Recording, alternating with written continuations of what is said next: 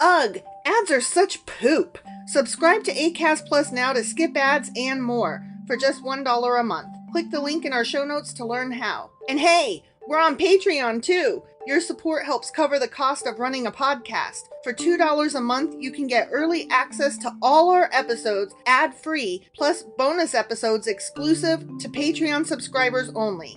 Visit patreon.com/sacrilegious discourse to sign up now.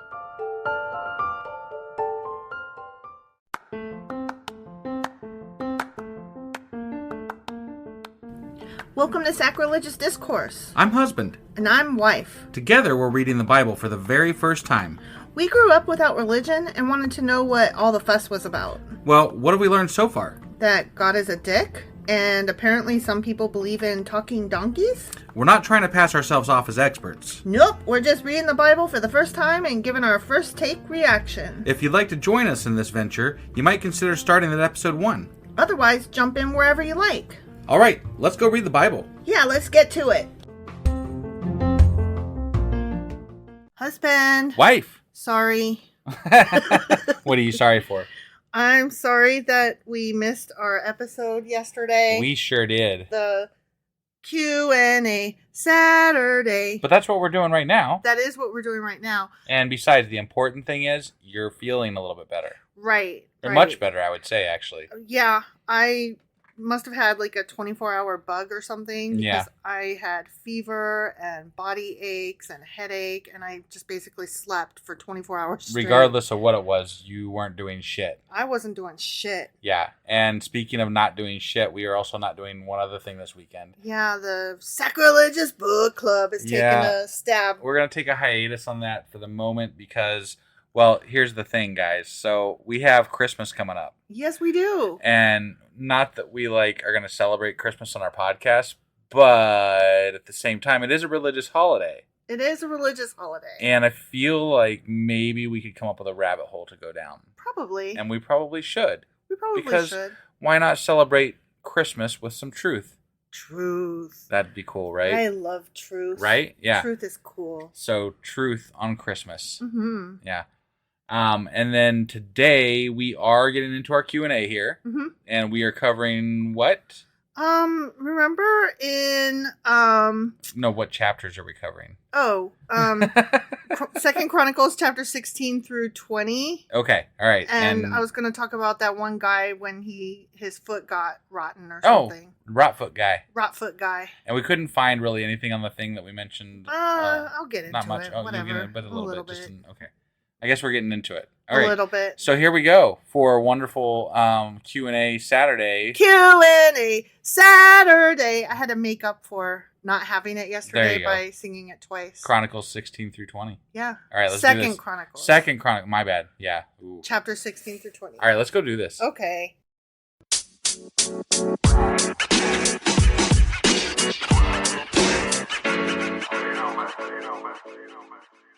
Okay, so Q&A. Yeah. I'm going to start with the short ones first and then do the slightly less short one. Okay? Okay. So in Second Chronicles chapter 20, they refer to the Valley of Blessings. Yes, that was the one I was remember? referring to in the intro. Yeah. Yeah. Okay, we said we wanted to look into it. Yeah. It's the other word for it is Baraka or Barakah. Okay. Okay, I don't know how to say it, Sure. but there's not a lot about it. The valley just is there. Well, the valley probably does exist, but there are arguments as to exactly where it is located. Uh-huh. The most we can say is that it is on the main road from Hebron to Jerusalem. Oh, okay. And I did see some lovely pictures online of various people who traveled through the area. That's they don't the claim, one. They just say this could be the valley. Got it. There are some beautiful lands there that there are some nice looking valleys. They have valleys. They are pretty. Okay. And any of them could be it. All right. But got it. There's not a lot of information about which one it is. Sure. Okay. Okay. The next thing that we were interested in was from Second Chronicles chapter 16, Hanani the seer. He was the one who was like, ran up and was like, yo, dudes. you suck and you should do it this way and oh my God. Right. And I thought, sometimes we look these guys up and they got some backstory shit. Yeah, this guy has like zero backstory. Well, that's fucking, man, we're like swinging and missing this week. I know. The only thing that it said about him, there were two notes, okay? Yeah. One is that Hanani the seer plays a sadly common role for prophets, which is to inform kings when they've strayed from God. Which is a lot. Yeah. Fucking kings straying all the time. Yeah. So, I mean, that's not really a note so much as, yep, that's a thing that happens. The other thing is slightly interesting. Hanani's criticism of Asa's treaty with Syria. Remember, he was like, why did you, sign up to be team players with that guy? Right. That criticism does not appear in the parallel narrative in 1 Kings chapter 15. Oh, okay. So that's interesting. Once again, the chronicler either told more story or... I feel like the chronicler, though, tries to explain away or fix things that are counter to what God said, though. Yeah. Like that's like he's set himself in this position of, oh, that might not sit well if he's going to be good with God, so I need to make sure that I say something about that to make it better with God. Well, to make it to where, this guy fucked up, but there were still people alive during that time that were still trying to keep it real. Yeah. Like, he tries to fix things with regard to God. Yeah. And so I think that's why maybe it got added, maybe it was something that got left out of the other one. Regardless of what the case is, he tries to fix those things to be better. For the David line, for God, etc. If not for the David line, at least for the people in general. Right. There's no fixing it sometimes. Right. I mean, there was no fixing that. He did a bad. Right. He teamed up with a bad guy, Yep. You can't fix that. The best you can do is say, well, he was warned by a godly man, though. Right. Yep. So, okay, so there's that. Maybe it was just to maybe he just wanted to recognize that God recognized that he did something counter to God. Yeah. You know what I mean? Yeah. Although that doesn't make them look good, so I don't know why. No, but it recognizes the power of God more. Right. So, like, if he can't make David's line look good, he can at least make the power of God look good. Right. And not dumb and missing something that should have been called out. Right. Right? Sure. Okay. Whatever. Yeah, no, I'm just trying to, I'm just No, I know. hypothesizing here. I do think it was interesting that once again the chronicles don't line up. Right. So there's that. Yeah, that's a pretty standard thing. Yep. So here was the one that I found the most information on. Okay? Yep. 2 Chronicles chapter 16, verse 12 reads, in the 39th year of his reign, Asa developed a serious foot disease. Yet even with the severity of his disease, he did not seek the Lord's help, but only turned to his physicians. So he died in the 41st year of his reign. That guy lived with rotfoot for 2 years. Yeah. Well, here's the thing. There's some argument about what the fuck was wrong with his foot. Probably gangrene. Well, most people think that it was gout. Oh, okay. So then I was like, the fuck is gout? Right. Okay.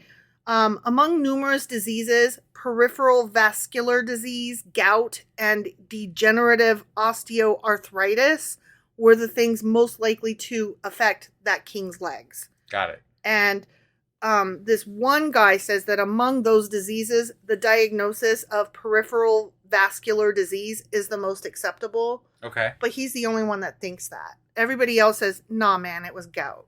Okay. It's fucking gout. Sure. But again, the fuck is gout? Right. Gout is a common and complex form of arthritis that can affect anyone. But it's characterized by sudden, severe attacks of pain, swelling, redness, and tenderness in one or more joints, most often in the big toe. Okay? And I was like, that doesn't tell me enough. So I looked up Mayo Clinic. Okay? So I'm going to read from the Mayo Clinic. We're getting some medical advice here. It was a rabbit hole I could afford to go down. Sure. Okay? Yeah. Oh, and we should probably preface, we are not medical doctors or... Oh, God, no. We don't... These are just our I'm just ramblings. reading off the interwebs. I'm just saying, no, we're just saying something medical. We should probably preface that, Yeah, I'm just reading off the interwebs, you guys. Don't take anything I say, as fact or whatever. Okay? I mean, yeah. No, it's all the Googles. Right. Go do your own research. I'm not a professional. We're just going down a rabbit hole. I'm neither a scholar nor an academic. Yeah, Can't say those enough. Right, yeah, all the time. Okay, so the Mayo Clinic says an attack of gout can occur suddenly, often waking you up in the middle of the night with the sensation that your fucking big toe is on fire. Ooh, wow. The affected joint is hot, swollen, and so tender that even the weight of the bed sheet on it may seem intolerable. Wow. Yeah. Wow. So that king was suffering. That really sucks, yeah. Symptoms include, and then there are several points here, okay? Okay. First of all, intense joint pain. The pain is likely to be most severe within the first 4 to 12 hours after it begins.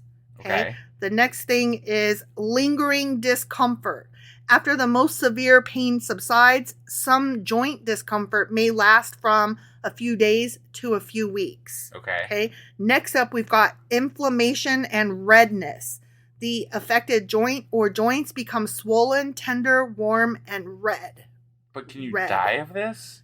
I'm hanging. Right. Yeah. Okay, finally, we get limited range of motion. As gout progresses, you may not even be able to move your joints normally. Gout that goes untreated can lead to worsening pain and joint damage.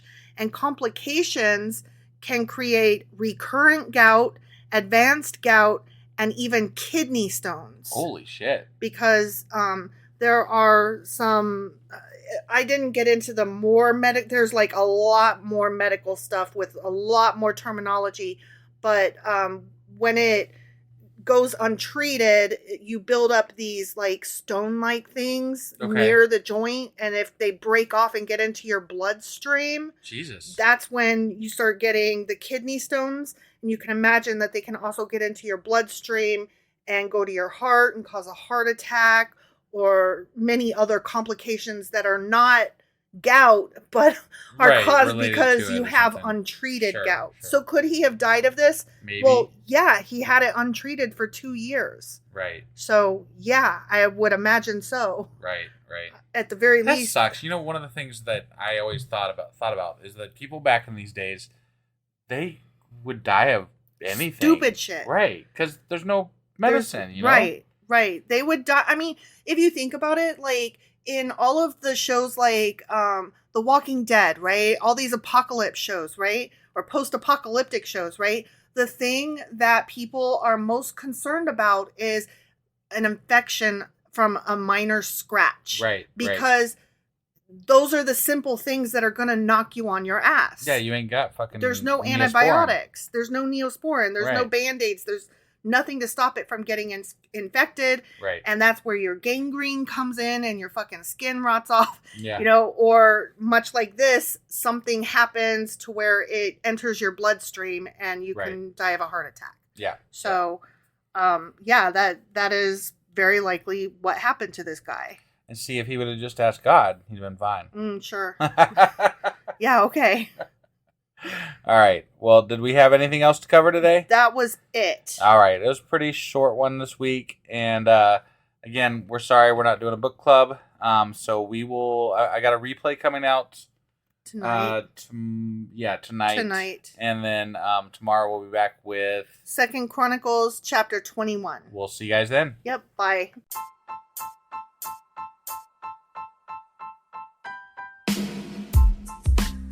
Hey, wife. I guess that's the end? But husband, that's just sad. It doesn't have to be. We are on lots of social media platforms like Twitter.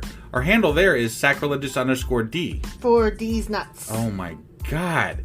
Stop doing that. Anyway, we're also on Facebook, Instagram, and Pinterest. There's a link to all of our social media sites at our website. Ooh, we have a website? Yeah, it's sacrilegiousdiscourse.com, where you can also find a link to our merch shop. We have a merch shop? Yep. We have podcast-themed clothing, mugs, notebooks, and more, as well as an atheist and science-themed products. Wow, our fans should really go check that out right now. Definitely. They can get in touch with us by sending an email to sacrilegiousdiscourse@gmail.com. But before they do that, we could really use some help. Oh yeah? With what? Well, it's not free running the podcast, and we need some financial support in order to get better equipment, which will free up time so we can concentrate on our podcast and our fans. Okay, so what should they do? Head over to patreon.com/sacrilegious discourse and sign up as a contributor on our podcast. Supporters there receive additional bi-weekly episodes that we record just for our Patreon members for as little as $2 a month. Also, we'd really appreciate it if you would like and subscribe on whatever platform you're using. And Apple Podcast reviews help us out tremendously. Like and subscribe, leave an Apple review, join us on Twitter, support us on Patreon. That's a lot of instructions. Don't forget to say thanks. Thanks. Okay, bye.